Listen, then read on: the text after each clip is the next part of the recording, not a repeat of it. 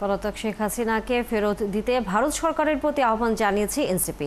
শেখ হাসিনাকে আশ্রয় দেওয়ায় ভারত সরকারকে দেশের জনগণের কাছে দায়ী থাকতে হবে বলে মন্তব্য করেন দলটির নেতারা। জুলাই পদযাত্রার নবম দিনে আজ আলমডাঙ্গার পথসভা করে এনসিপি। এই পথসভায় অংশ নিয়ে এনসিপি সদস্য সচিব আক্তার হোসেন বলেন, নতুন সংবিধান প্রণয়ন ছাড়া গণপরিষদ নির্বাচন সম্ভব না।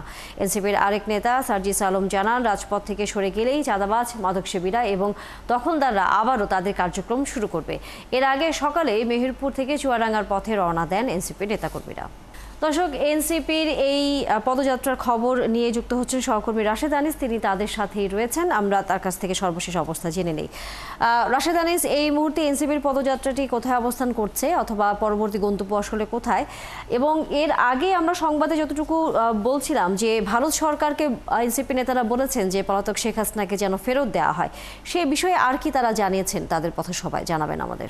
আমরা কিন্তু অল্প কিছুক্ষণ আগে চুয়াডাঙ্গা থেকে চুয়াডাঙ্গার পথসভাটি অল্প কিছুক্ষণ আগে শেষ হয়েছে এবং গাড়ি মোড়ের সাথে আমরা আছি। গাড়ি ভর্তি অল্প কিছুক্ষণ আগে ঝিনাইদহের উদ্দেশ্যে রওনা দিয়েছে।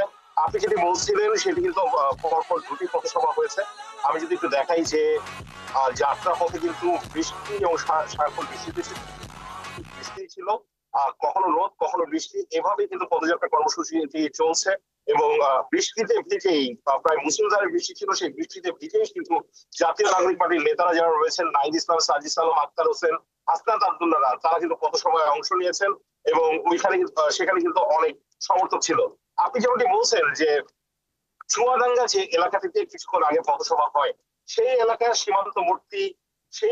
সীমান্তবর্তী এলাকাগুলোতে গেল 54 বছরে প্রায় 200-র উপর মানুষকে হত্যা করা হয়েছে। বিএসএফ হত্যা করেছে।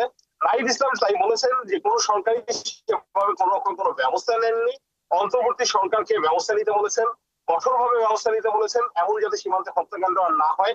তিনি কিন্তু আরো বলেছেন যে বিএসএফ এখন আসলে সীমান্ত রক্ষাকারী বাহিনী নয়, বিএসএফ একটি খুনি বাহিনীতে পরিণত হয়েছে। শেখ হাসিনা। দর্শক, আমাদের সহকর্মী রাশেদ আনিস ছিলেন আমাদের সাথে এতক্ষণ। এনসিপি নেতারা এই মুহূর্তে অন্য আরেকটি জায়গায় যাচ্ছেন তাদের পদযাত্রার কর্মসূচি পালন করার জন্য। সেই খবরে তিনি যুক্ত ছিলেন। ফিরবো নিশ্চয়ই আমরা আবারও তার কাছে।